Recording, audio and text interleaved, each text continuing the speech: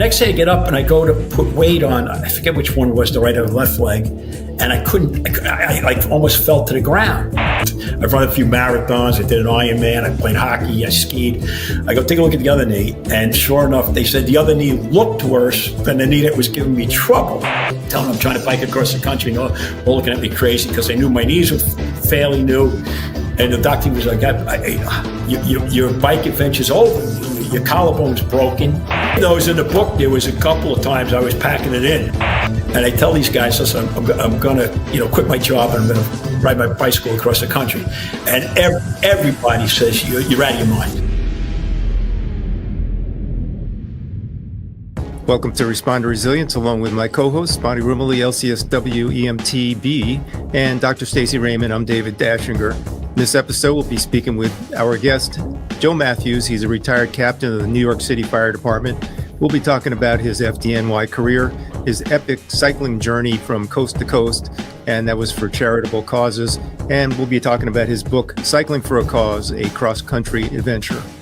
Remember to like and subscribe, YouTube, Respond to Resilience, Facebook, Respond to Wellness Inc., and Responder TV, LinkedIn, Apple Podcasts, Spotify. Go to our website, respondertv.com, for past episodes and guest information.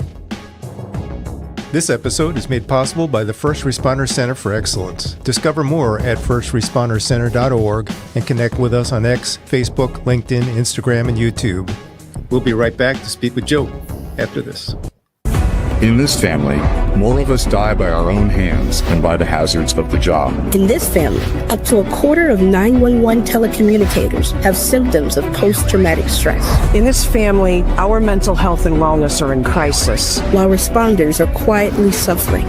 In this family, many struggle with job-related stress, burnout, moral injury, sleep disruptions, substance abuse, and relationship problems. In this family, we can help the helpers. With vital information and resources, resilient strategies, and success stories of overcoming the obstacles. In this family, no one is alone.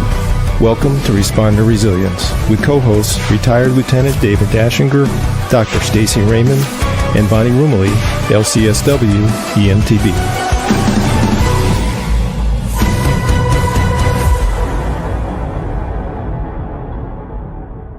Our guest today is Joe Matthews. He's lived his entire life on Long Island, and we came to find out that he went to a high school that was our crosstown rivals where I grew up. So I know the area well, and Joe and I traded a few stories back when we first met. Joe's a New York City firefighter for 22 and a half years and rose to the rank of captain before retiring in December of 2012. He's got 2 children, and he's a proud grandfather. And now semi-retired, Joe enjoys playing guitar, and we can see some of them back behind you there. Volunteering, cooking, and staying fit. Over the past 2 years, he's fulfilled 2 long-held dreams. 2022, he rode his bicycle across the country, and in 2023, he finished writing his book.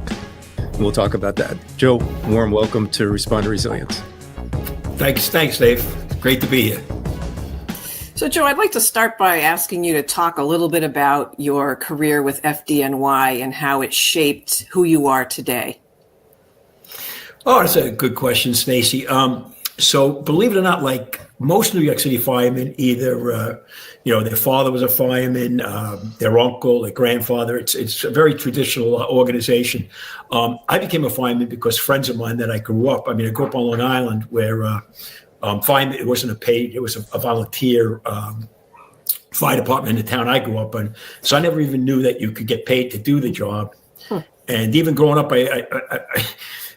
I always thought you could never pay me enough money to run into a burning building. So I went to college, and after college I had a couple of unrewarded jobs or whatever. Or they were okay, but it wasn't fulfilling. And my friends that were firemen were like, whistling and just like loving life and doing all sorts of things. So I got on the job a little bit later in life. I took the entrance exam, I think back in 87, and it's a long process. Even though I was in the top 1% on it, I didn't get on the job until 1990. So at that time I was 31 years old. And I didn't really know that much about what I was getting into, but I was excited about it. and it just sounded like it would be a great career. So talk a little bit about how you rose through the ranks to captain eventually. So I started my career in Ladder 152, which is in Fresh Meadows, Queens. And I was there about 5 years. It was a great firehouse. I mean, I learned a lot there. But I was getting more interested in rising through the ranks and studying. And it's a very competitive exam, and there's a lot of time you have to put into it. I mean, I studied for 2.5 years for lieutenant, harder than I ever studied for any class in college or anything. Wow. And I got on in August of 1990, and in May of 96, I transferred to Brownsville, Brooklyn. It was like a busier neighborhood. It was a ghetto area, and it was just like, more fires, more action. Mm-hmm. And I transferred to Engine 227 in Brownsville, which was definitely my favorite firehouse. That I worked in 4 firehouses throughout my career. And 227, it was a single engine, but it was what a great group of guys. It was really great. And in the interim, I'm studying, and so I eventually get promoted after 9/11. That's a whole nother story. So I got promoted after 9/11, and I spent 4 years up in the Bronx. They call it bouncing when you first get promoted. You have to leave the borough that you were a fireman in when you get promoted, and then until you get assigned to a firehouse, you cover like vacations, sick days. And that can be a little intimidating. You're walking in as a boss into a firehouse where you don't know anybody, and they're trying to size you up as you're trying to size them up. So that was an interesting part of my career. But again, the Bronx was quite a borough to work in. It really was. Yeah, Joe, I want to just go a little further into that because to me it's fascinating. So talk a bit about coming into a house, as an officer where you may not know the crew, and how did you develop the rapport or kind of get to the place where you could work well together? You just felt comfortable working together. Was there a process? Did you have any tips or tricks you'd use to break the ice? Yeah. So again, I kind of felt fortunate that, of course, after 9/11, we lost so many of the upper echelon of the department and a lot of senior guys. But when I got promoted, I would still walk into firehouses, and my chauffeur would have 20 years on the job, 25 years. I at the time had 11 years on the job. You have your roll call at the beginning of the tour. You could also firemen always get to their shifts an hour early, so you would get there an hour early, and you could look at us, and you could look at your riding list, and you could look at who's working. And on the desk in the office is what time when the firefighter got assigned to the job, how long he's been in the company. So you could get a little bit of a rough feel. Okay, this guy's been here for 25 years. He's got to know the neighborhood, right? Got to know. Okay, and this guy's got 15 years, and this guy's got 10 years. This guy only has 3 years. And I was fortunate there were still senior guys on the job when I got promoted, and I got to admit, they looked out for me too. As a lieutenant, I was always like as a fireman, the only person I felt I could kill was myself. But when I'm an officer, I feel like I'm going to kill the whole company. So I was always I want to make the right decisions, make the right calls. Yeah. And, So that's you would have the roll call, and that's how you introduce yourself to the guys. And again, sometimes it was uncomfortable, I have to admit. And other times it was great. And overall, definitely much more good days than bad days. This is First Responder Center for Excellence Managing Director Frank Lieb, inviting you to Music City, Nashville, where a critical conversation awaits. Join us for the Fire Service Mental Wellness and Suicide Prevention Symposium, March 20th and 21st, 2025, at the Renaissance Nashville Hotel. Don't miss our opening reception on March 19th at the Country Music Hall of Fame, a great way to network and kick off the event. Prepare for tomorrow with tools you can use today. We've lined up an incredible group of speakers, including Thomas Joyner and Dr. Sally Spencer Thomas, as they share the roadmap to support our brothers and sisters on the front lines. Let's make mental wellness a priority and learn effective, evidence-based strategies from the best in the field. Let's come together and tackle the critical issue of suicide and public safety.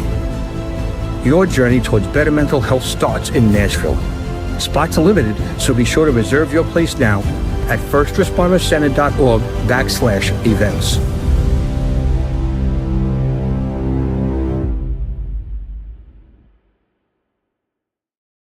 Joe, I want you to talk a little bit about your bilateral knee replacement surgery, because that does segue into your cross-country cycling trip. So if you could just let us in on that a little bit. And I'm curious to know why you did them both at the same time. Stacy, that's a great question. Even I question myself on that one sometimes. So I'll try and make a long story short, which with Joe Matthews is sometimes a little bit tricky. I was getting the oil change in my car, and I was in January, and I'm walking to the bank to withdraw a couple of dollars. And as I'm walking, it was a snowy day, and as I'm walking, my phone pings. That's why I just finally turned it off, because I'm always getting like messages. And I pick up the phone and look at it. I step off a snowy curb and I fall down on my wrist. And I get up and I think the wrist is okay. I'm putting in circular, running in different directions. I had full motion. I go, that's just sore. It'll be okay. Withdraw money from the bank, go pick up my car from the dealership. And I drive home, not even thinking anything about my knees. I'm just thinking about my hand. The next day I get up and I go to put weight on, I forget which one was, the right or the left leg, and I couldn't, I almost fell to the ground. So I limped around for like 2 weeks. I was going to a chiropractor. He was doing a stimulus, electronic stimulus, which relieved the pain, but the next day the pain returned. So my girlfriend at the time says to me, Joe, you should go see an orthopedist. This is like, say, 2 months later, and I'm still like humping around. And I go to the orthopedist, and he comes out, and he says to me, I was shocked. I'm thinking, maybe he has to, drain some fluid or snip something. I'm not. I never had knee surgery. I fell skiing. I've hurt my knee playing hockey. I was a fireman for 22 years. So I've had my, knee injuries, but nothing ever serious and nothing ever. So when they took an x-ray, he goes back, he goes, well, the bad news is really nothing we could do for you. I almost fell over. I was like, he goes, you're bone on bone. There's no cartilage, absolutely none. Wow. He just looked at one knee. So he goes, we could give you, he goes, this is what we could do. We'll put you on, I was taking Tylenol and Advil before.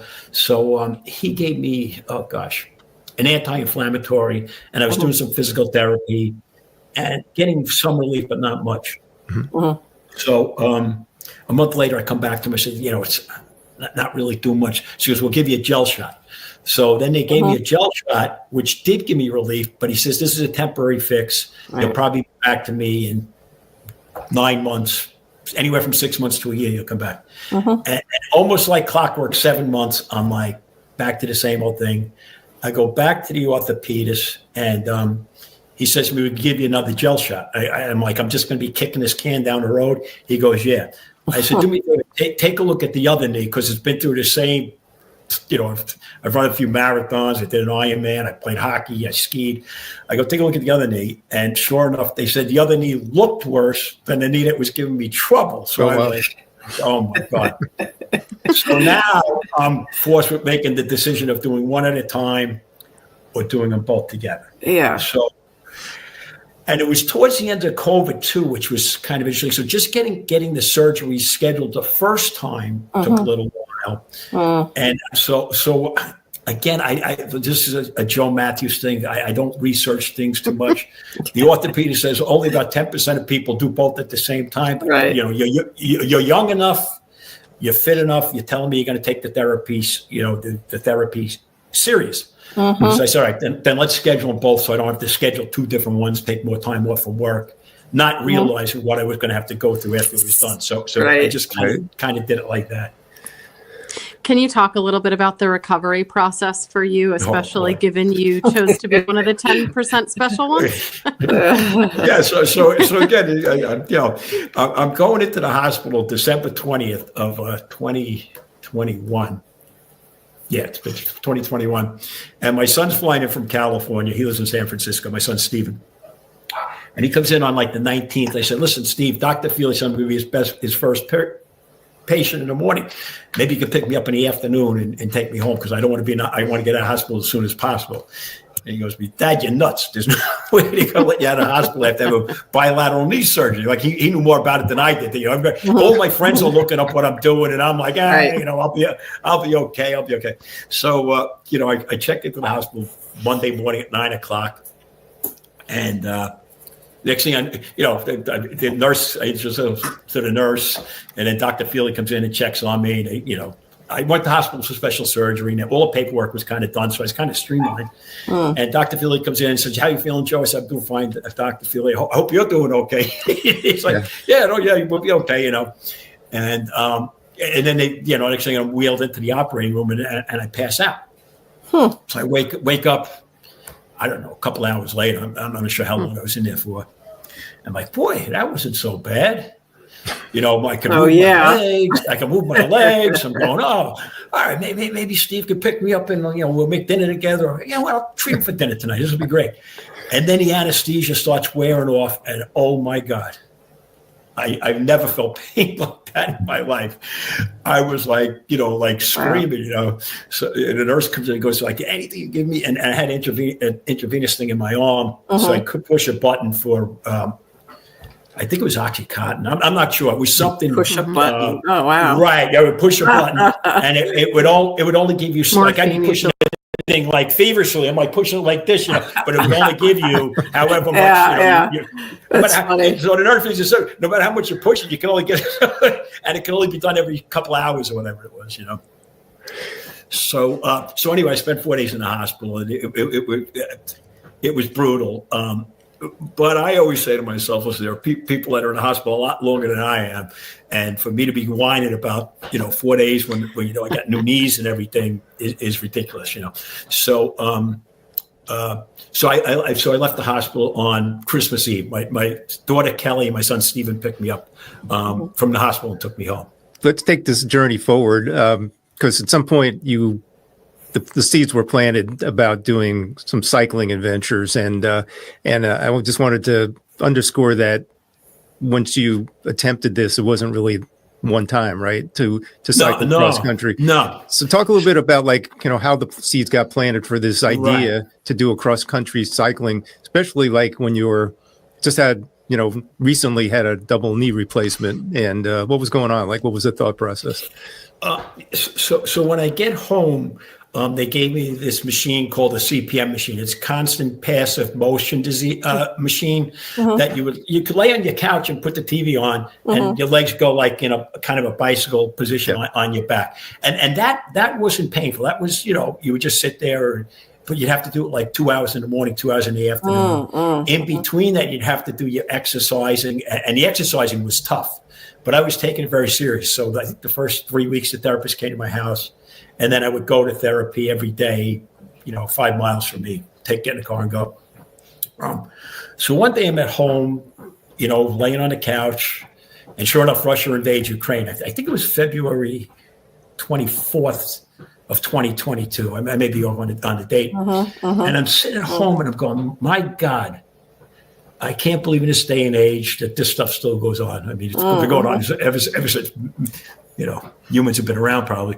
But I was just, it took me back to like I was working on 9/11, and I remember like nurses and doctors. I was down at the Trade Center on the pile, and, you know, we were down there for like, we probably got there around 11 o'clock. Both buildings were down.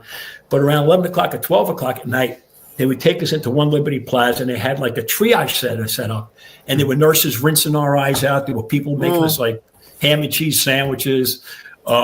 And I was like, I can't believe these people are coming. You know, it was like a war zone. I go, these people are coming here to help us. It was really, what's the word? Like a touching thing.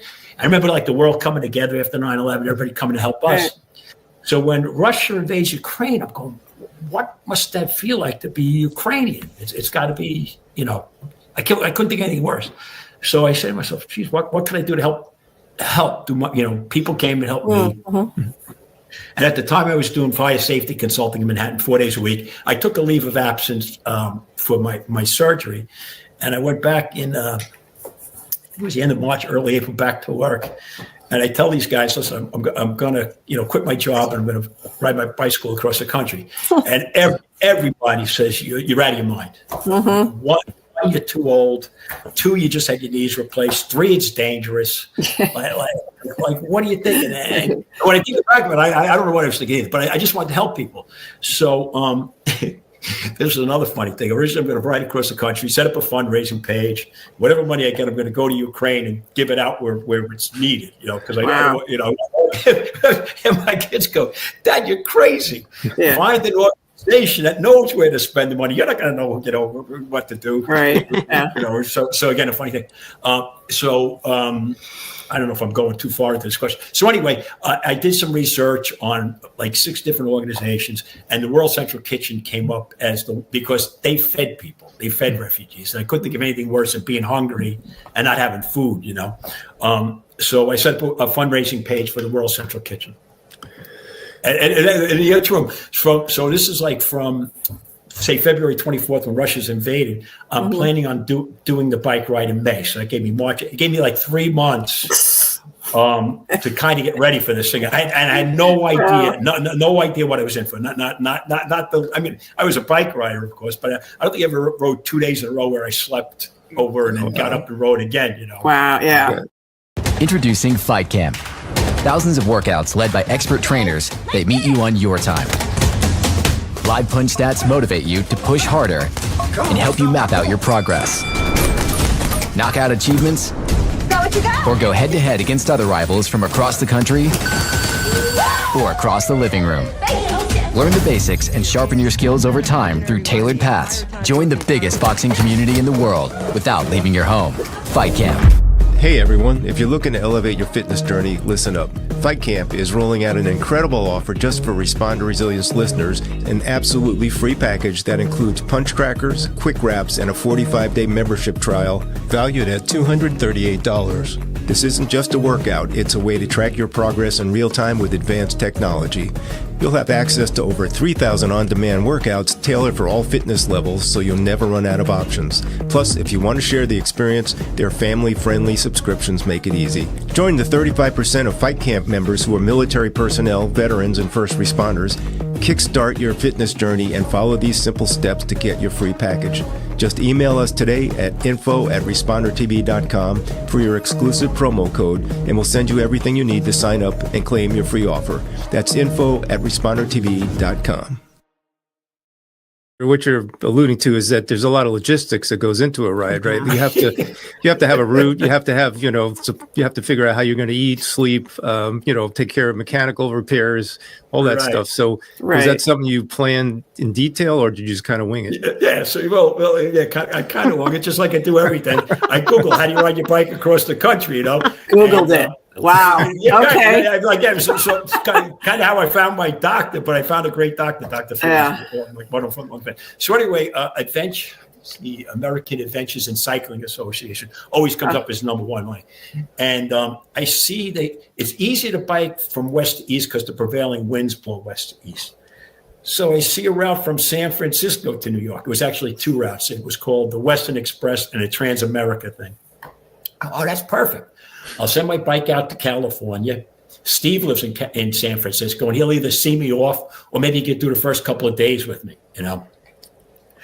So I order the maps from the Adventures in Cycling Association, and I got like 80 maps, 50 maps for the Western Express, 30 maps for the Western Express, and 50 for the Transamerica. And I'm like, oh my God, this is a big country. Joe, what year was this? What year was this? This is 2022. 2022. I'm just curious, why didn't you do it on like Google Maps on a phone? So you wouldn't Stacy, that's what ends up happening. So I bought my bike from Brands. It's a bicycle shop on Long Island. You probably know it, Dave. I bought bikes there for sure. Yeah, that was the go-to place. Yeah, I Googled bicycles for a cross-country ride, and Surly is like a really good bicycle for cross-country trips. But there were still supply issues at the time. So, and all the Surly dealerships were like 3 hours from where I lived, and nobody had the right size bike. So I called up Brands. That's where I got my parents got me my first bike for my communion. I got my kids my first bikes there. And I called up Brands and go, you're in luck. We got a Fuji touring bike for you, and it's the right size. Hang up the phone, drive the brands, put the money down, buy the bike. So then I'm saying to myself, talking to people at brands, like I'm going to do this trip, and they're all saying I'm crazy too. But they get like, so now I'm putting this list together of things I got to get, and I got this clear plastic map holder that would mount onto my handlebars, and I would put the maps, the maps from like each day into it, Okay. And I'm looking, I'm going, I can't even read this thing. I got to stop and put my reading glasses on. So anyway, when we get to California, and I got the maps mounted on the handlebars. Right. Steve goes, Dad, I'll get you from San Francisco to Vallejo, I think was our first stop. And I'm just following him, and I'm going, how is he doing it? He doesn't even have the map with him. He's making the turns, and we get there. And then the second day I follow him, I go, Steve, man, I could use a cup of coffee. Oh, okay. And next thing you know, 5 minutes later, we pull up to a coffee shop. I'm like, I'm going, what are you doing, Steve? So he says what you told me, Stacey. Yeah, I'm using Google Maps on my iPhone. Right, yeah, it's a lot easier. So, well, where's your iPhone? He goes, it's mounted to my handlebars. So I'm going, oh, my God. So like day 4, we pull into Davis by the University of California. Wow. Okay. And we go to a bike shop, and they get a mount, and I put my phone on, and that I don't know if I would have got I don't know how far I would have got with the paper maps. So the iPhone was to save. Yeah. All of this to say, Joe, that you have this incredible view of perseverance, and I'm going to get it done no matter what it is. I'm hearing that theme here in every aspect that you've described to us so far, and I'm really intrigued by that. And obviously the therapist in me wants to know more about that, but I think it's pretty incredible that you can face any situation with that positive attitude. And not everyone can do that, Do. And Bonnie, I still, to this day, never think of myself like that. And people always say, Joe, where do you come up with these ideas? How do you do this stuff?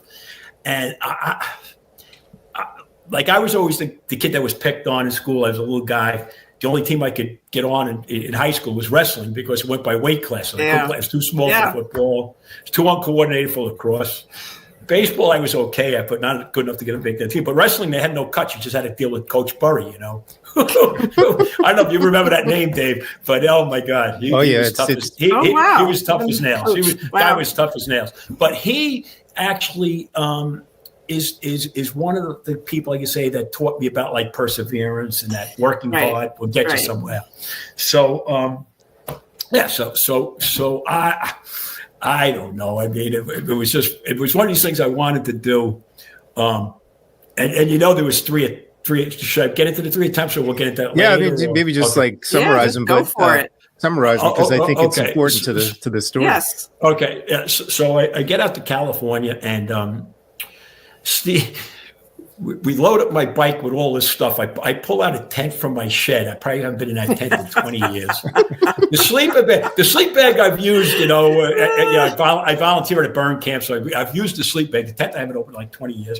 I had like this air mattress, and I'm trying to get all this stuff on my bike, So I get these saddlebags from brands, and I loaded the bike. I go, oh my God, this freaking thing is heavy. The bike itself is heavy. A touring bike's much heavier than a racing bike. And then when you put all this stuff on it, it's like, so me and Steve, I did maybe 4 or 5 test runs on Long Island before I went out to California, but really not enough. Definitely not enough for what I was in for. And me and Steve, like I was in San Francisco maybe for 4 or 5 days before we left, just to get myself acclimated. And we would have everything in Steve's apartment laid out. And I'd say, Steve, do you think I need this? He'd go, yeah, you need that, Dad. I said, no, I don't think I need that. And then we get something else. He goes, Dad, I don't think you need that. I go, no, I need that. We dwindle this pile of stuff down to another pile. Like we ended up like getting rid of like 5 things or something, And we loaded on a bike. We do this run, a practice run. I'm going, oh my God, this freaking thing is heavy. So anyway, we take off and we go to Vallejo, and then we go to Folsom and then Davis. And now we're getting into the Sierra Nevada mountains, and we're heading up to Tahoe. This is like the fifth to the sixth day, and I'm starting to run into anxiety issues. So I'm not sleeping that well. I'm all nervous. I'm in over my head. In the interim, people are sending money to my fundraising page. So I'm like, holy moly! So I'm raising all this money for the World Central Kitchen. It was great, and we're doing this ride, me and Steve, and we had like a 5,000-foot climb. And we got like 1,800 feet behind us, but I got like 37 in front of me. And I'm like, Steve, I'm not fit enough. I had to recover from the knee surgery. I never got to the fitness level I was at before the surgery. And we were on this climb. I said, we got to turn around. So now I'm like, oh my God, what a loser. And we go back to the hotel. I open up my iPad. I go, is there another route to take to go from California to New York? Steve had to get back to work, so he was going back to San Francisco another day or two anyway. And sure enough, I see this other route that goes from Los Angeles to New York along Route 66 for most, like 2/3 of the ride, and Route 66 heads up to Chicago, and then you head off on this other thing.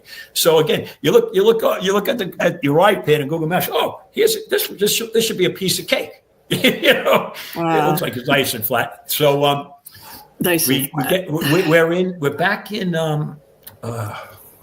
Sacramento. We get back to Sacramento, and we get on this line for a train ride. He's going to go back to San Francisco. I'm going to go to LA. So Steve's in front of me. He gets to the window. Yeah, there's a train leaving for San Francisco in 10 minutes or 50 minutes. So Steve just grabs his ticket, grabs his bike, gives me a hug. Love you, Dad. Love you too, Steve. And he goes home. I get to the window. I said, is there like a train I could get on to LA? They go, there's a bus to LA. And it leaves in like 20 minutes. I'm like, oh, that's perfect. I go, can I put my bike on the bus? Because I'm saying, how am I going to get the bike on the bus? I forgot, the way when you go skiing, you can put the bike underneath the bus. I had no idea. Oh yeah, you can put your bike on the bus. It's not a problem. So I was kind of naive too. So I get on this bus to LA. I get to LA. It's like 9:30 at night. It's pitch black. I got a light on my handlebars, but I got a bike like 10 miles to the hotel that I found on the train ride. I'm looking for a place to stay. As firefighters and first responders, we're brilliant at the basics. We master the art of stretching the line, and we excel at being there for those who need us most. Yet even the best of us can be caught off guard. We sometimes face unexpected challenges like injury, cancer, or post-traumatic stress symptoms. But you're not alone. The First Responder Center for Excellence is here to equip you with the tools and resources you need to stay informed and prepared. We help you focus on staying strong, safe, fit, and resilient. Optimize your performance with cutting-edge health, wellness, and science information, from fitness to nutrition, medical evaluations to behavioral health, cancer awareness to cardiac health. We've got you covered. Remember, we're stronger together. Discover more at firstrespondercenter.org and connect with us on X, Facebook, LinkedIn, Instagram, and YouTube.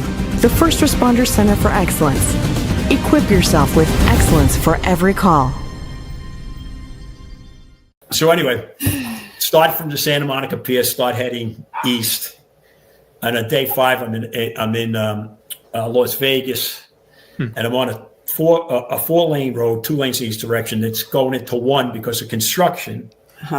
And I'm going around this road construction sign, and the legs that extended much further than I thought. So I thought I'm just going around the sign, and I hit the leg, and over the handlebars I go. Oh no! Okay. This is on the second attempt. Meanwhile, more money's poured into the fundraising. Wow! And I'm on day 5 of the second attempt. Right. And over the handlebars I go, and I get up, and I'm like, at first I'm looking at the knees. That's like my first concern. Yeah. Going, all right, the knees aren't scraped up because infection. You get infection, you got to go through the whole process again, Pop. So I'm like scared stiff of getting infected, So the knees look okay, but I get up and I'm like, my elbow's all scraped up, and I got road rash from like my wrist to my elbow. And I'm going, I got a range of motion, but I'm going, something's not right. I pick up the bike, and the front wheel won't go through the fork. It's bent like a pretzel. So I would have to push it every revolution to get the thing through. And I guess Las Vegas Strip, it looked like you could throw a rock and hit it, and I'm going like 15 minutes and the shoulders throbbing more and more. And a guy passes me and I go like, how far is that strip? It was, don't worry, it's probably another half-hour walk. So another half hour. I'm watching him. He's walking at least 3 times as fast as I am. So I'm like, I'm probably in for an hour and a half before I get to Vegas. And I get to this McDonald's and I sit on a bench. And again, I'm going, man, what am I going to do? The bike is wrecked. My shoulder's throbbing. I call 911. Bonnie, which, I called 911. I called 911 and, two EMS pull, they said an ambulance will be there within, 10 minutes. And sure enough, they pull up, and I'm saying to myself, I know what's going to happen. They're going to take me to the hospital. Everything's going to be fine. Yeah. I'll be back on the bike tomorrow, And, they do take all my vitals and everything. They go, my bone was like kind of popping out. They go, we got to get, we're going to take you to an urgent care, though. We go take you to the emergency room at this hour. You'll be there all night. Mm-hmm. So they took urgent care. And while they come in and the doctor sees me, and then they send in an x-ray tech. The x-ray tech takes me and he take a picture of it. I'm waiting for the diagnosis, and I'm calling up bike shops in the area to find a wheel for the bike. And you would think, oh, you just need a front wheel for a bike. No, each bike is a little bit different. It's a touring bike. It's a Fuji. So I got in touch with 6 bike shops. They're like, you're out of luck. And getting one will take us at least 2 weeks with the supply issue. So 2 weeks in Vegas, I'll be broke and drunk for 2 weeks. Yeah, you'll be in no shape. Still thinking that they're going to come back and you're going to put some ice on the shoulder, take some Advil, and 2 days later you'll be better. Mm-hmm. The doctor comes in. Now they all know the story because they put the bike in the ambulance and the bike's in the hospital, and they're all asking me what I'm doing. I'm trying to bike across the country, and all looking at me crazy because they knew my knees were fairly new, and the doctor was like, your bike adventure's over. Your collarbone's broken. The good news is it's a good break. The bad news is it was because you can get these brakes that you need. A friend of mine broke and they had to put screws in. This one had to need screws. Okay. Yeah. So that's like what a good break is. Okay. That was something I learned too. It was a good break. So they told me I got to wear a sling for like 6 or 7 weeks. And the bike trips over. You're not going to be able to get back on the bike for 8 to 12 weeks. So now again, I feel like a loser. There was a casino resort literally 3 blocks from the urgent care, and the nurses there told me where it was.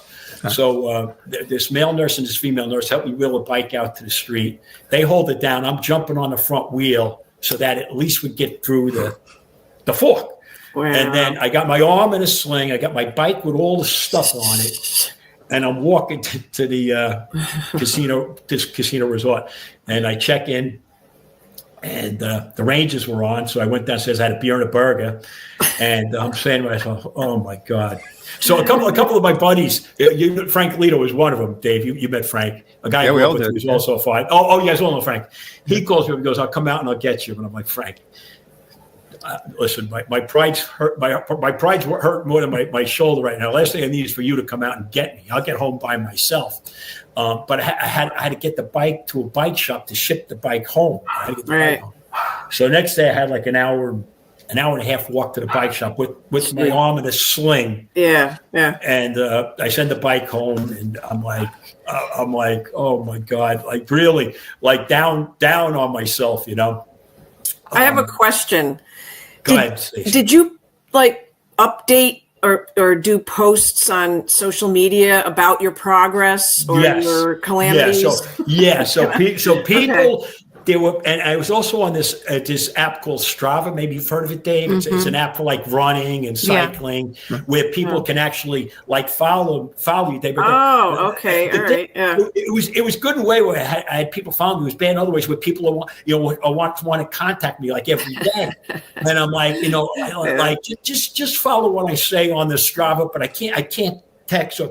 Because you can see the way I talk. I get on the phone with somebody for a half an hour. And it's just not enough time to cover everything that was happening. I mean, the book of Rattlesnake passed me while I was, all these crazy things were happening.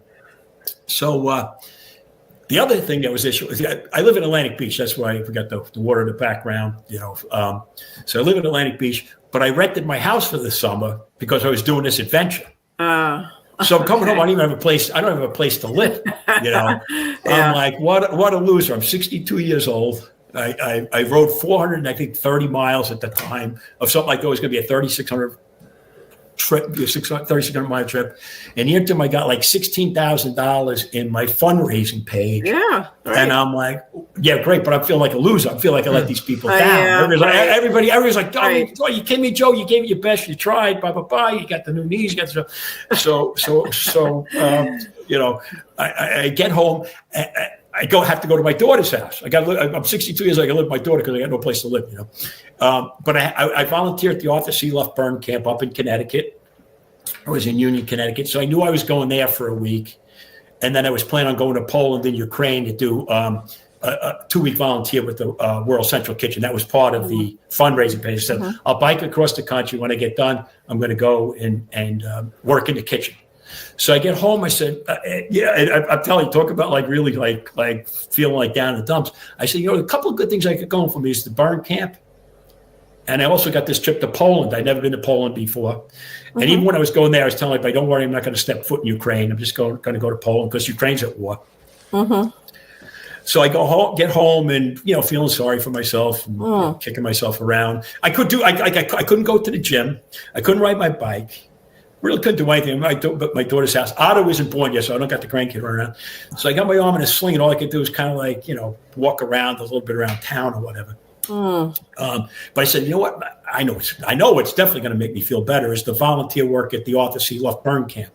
It's a camp that's been around for about 35 years. Arthur Luft was a fireman, I think, I get the Connecticut towns all mixed up. I think he was in Stanford. He found this camp 35 years ago. And they fly kids in from all over the world who were severely burned, and they just get a week to feel like a normal kid. Because one kid's burns worse than the other. It all looks the same. They all they have a good time. Right. And I said, that'll definitely make me feel better, So when I get to the camp, they're all laughing. I got my arm in a sling still. And, some of them knew the story, some didn't. But that we did pick up my spirits. I'm saying here I am feeling sorry for myself, and these kids are all, true heroes. And it really makes you appreciate things. So. Introducing FDTs, the only gourmet tea crafted with first responders and their families in mind. Proudly firefighter and veteran owned, our collection of gourmet organic teas is uniquely designed to honor those who are on the front lines to protect our communities. At FDTs, we believe in quality. That's why we source the freshest organic tea available, offering you the most popular flavors that not only excite your taste buds, but also bring comfort and relaxation to your daily life. Indulge in our specialty blends, classic Earl Grey, soothing chamomile, vibrant green tea with ginger root, decadent chocolate salty caramel black tea, and robust Irish breakfast. FDTs makes for a special and unique gift, perfect for any occasion or season. Taste the difference and show your appreciation for the rescuers in your life with FDTs, exclusively available on FDTs.com and in our Etsy store, Fire Department Prints. I haven't really scratched the surface of the epic part of this journey, right? So, and I'd want you to be able to cover it, and I would certainly say, because we'll probably have to do a compressed version, I would certainly recommend anybody who wants to hear the full blow-by-blow of Joe's journey and everything else he's been talking about to buy his book and read it, because it's thanks, Dave. Thanks. It's very well written. It's also a very detailed accounting of really a day-by-day, unfolding of this trip. So, Joe, the third time. Was it the charm, and what did you do different, and kind of what was that experience like? Where did that take you? Yeah, so just before I'm leaving for the burn camp, my phone rings, and it's a number I don't recognize, and normally I don't pick up my phone if I don't recognize the number, but I'm like, I set my daughter's house, I pick up the phone. Hello, Joe Matthews, the one and only, loser, blah, blah, blah. He goes, Joe, it's John Ricketts. Hi, John, how are you? I saw you got in the back because I was on Facebook and LinkedIn was where people would follow. So I was posting my trials and tribulations. He goes, I see you were biking across the country. I just retired. He was a battalion chief on the job. I just retired, And I biked across the country after college. And I told my wife, when I retire, I want to do it again. She goes, well, you want to do it with me? So without much thought, I said, yeah, sure, John. When do we want to leave? So we get together at his house. He originally wants to leave like in January. I couldn't wait that long. It was July, and I wouldn't be able to sit around for 4 or 5 months thinking about this thing. It would drive me crazy.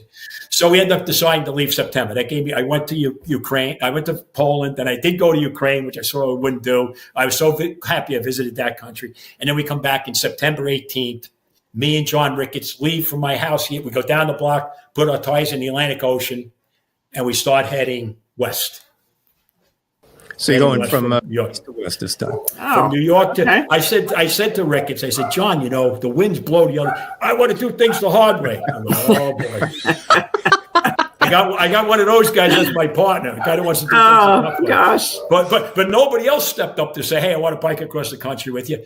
And my kids and my friends, everybody was so happy that I would have somebody with me. I was shocked at how dangerous it is. I was shocked about that, but. So that's where we are. So we leave from here.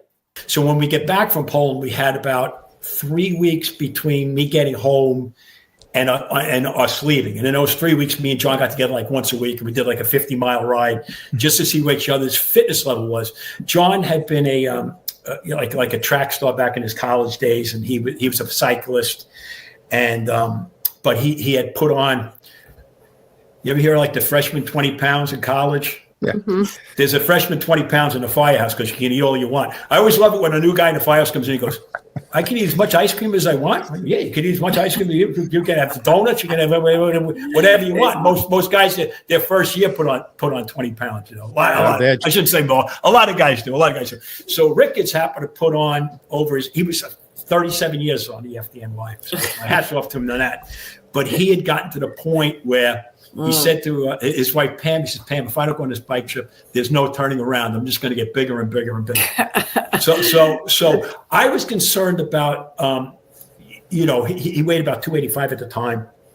He was concerned about my knees. I said, listen, if you don't worry about my knees, I won't worry about your weight, And so we decided that because our biking was pretty close. I would say I might have been a little bit more fitter. And I would even say like half the trip when we would get on some of these climbs going over the Blue Ridge Mountains and over the Allegheny Mountains, I was better than him. But I could take a climb much better than I could take a steady headwind at us. Like, we had days with 25 mile an hour winds at us the whole day, relentless. And John could just tough that stuff out. So I always said, like, up until Texas, I was probably a little bit of the stronger cyclist. And from Texas on, John by far, one day we had this relentless headwind, and I drafted off him. That's when, like, you follow a cyclist, and it's much easier, I mean, it's easier to follow somebody than to have that in your face, especially a big guy. Yeah, exactly. he lost about 50 pounds on that bike ride. My gosh. Yeah. And hey, Joe, I wanted you to talk about something before we forget, and that's.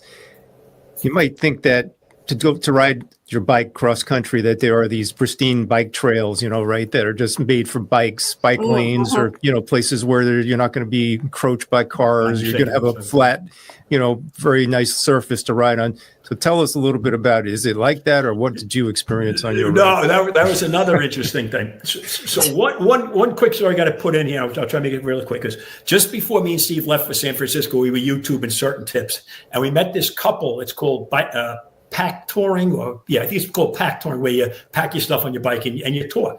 And they said, anybody doing a long trip, you got to get Schwalbe Marathon plus tires. Because for every 10 flats you normally get, you only get one with these because they got Kevlar in them. Mm-hmm. So when we were in San Francisco, just before we left, it took us a while to find them, but we found them, a pair that fit my bike in an REI store. So I only had one flat the whole time going across the country, plus the 2 other attempts, one flat. John must have had 50. Really? At least 50. Wow. And you never get a flat like on a 70-degree day with the sun out, and it's 1 in the afternoon, and you got all day. You only got 10 more miles to go, so we can sit down and get ourselves a cold drink and fix the flat. It's pouring out. It's the end of the day. And you got a flat tire. So so getting back to the roads, there were times, believe it or not, Google Maps would take us on these bike trails, and you would be like in heaven. No cars. Wow. They might be along a river or a creek. There were a number of those, but there were other times we were on interstates, and the cars are going by you at like 70 miles an hour.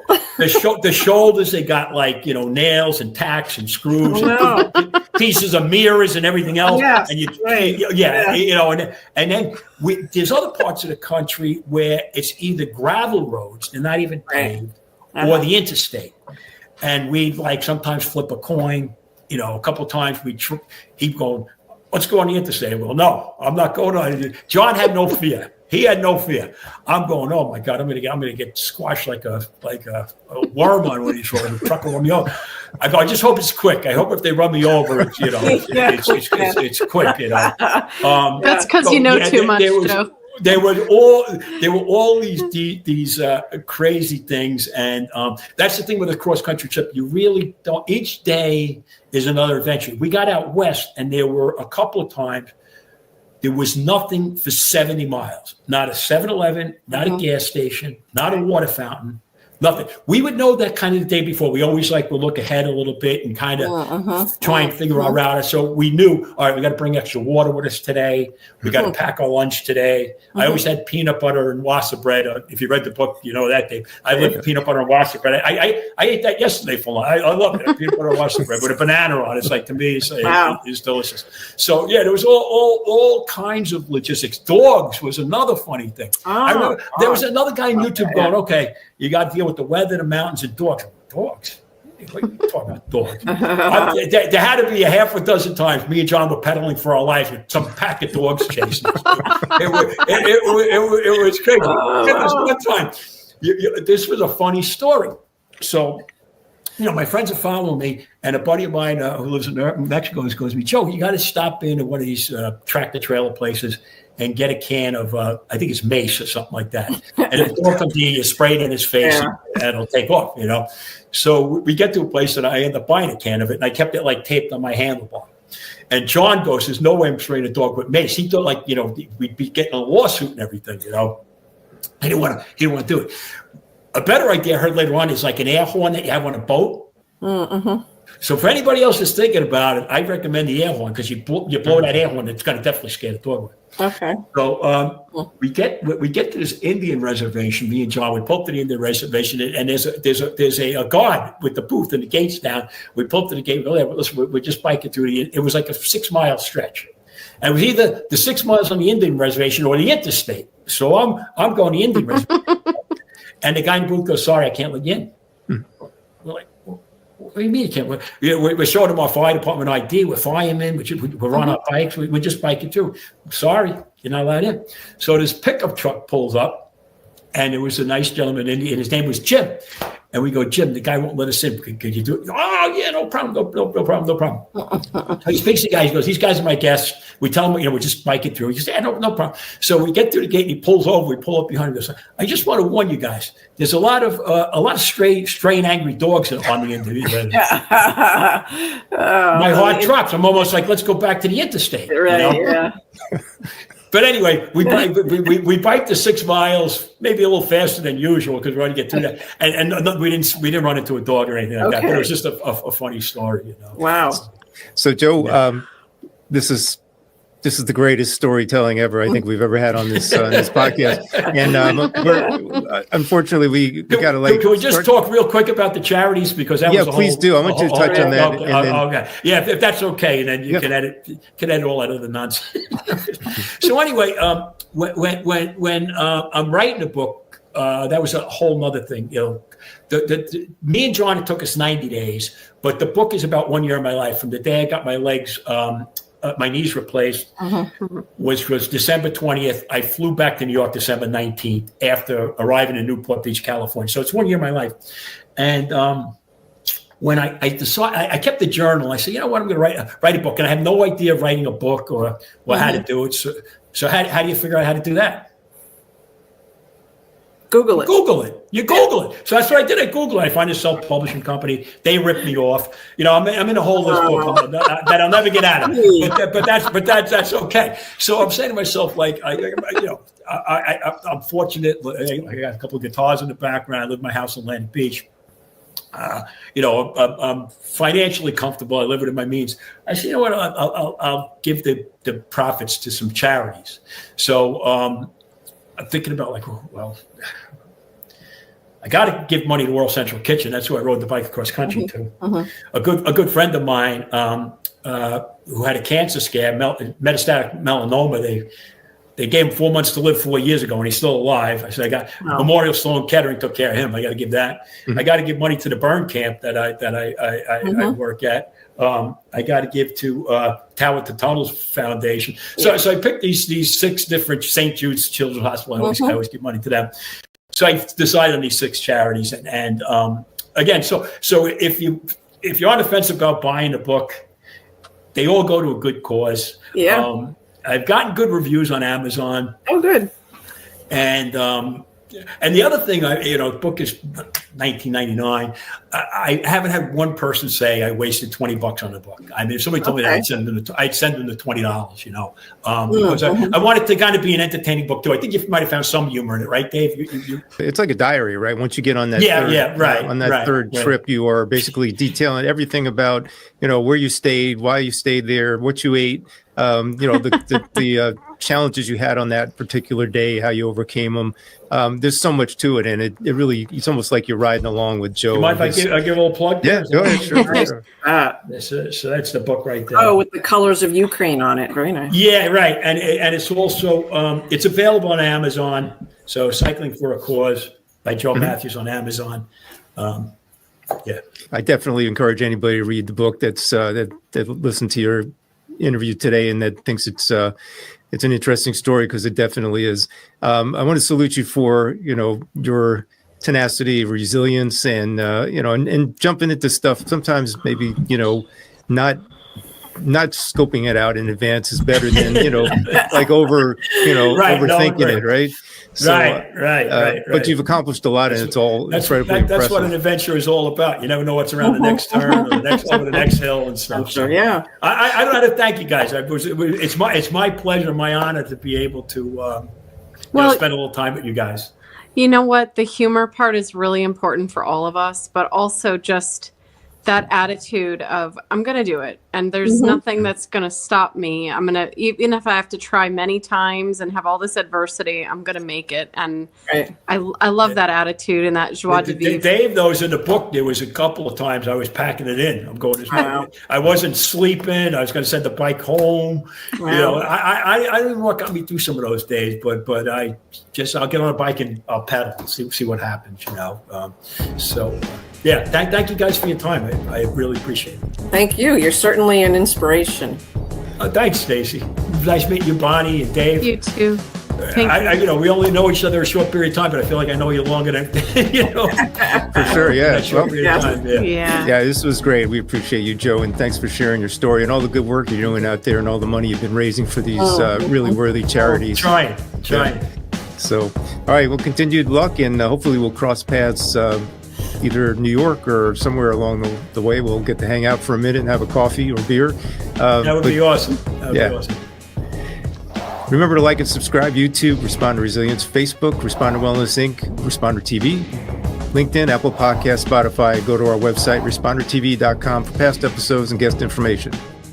Until the next time, stay safe, be kind to yourself. Take care.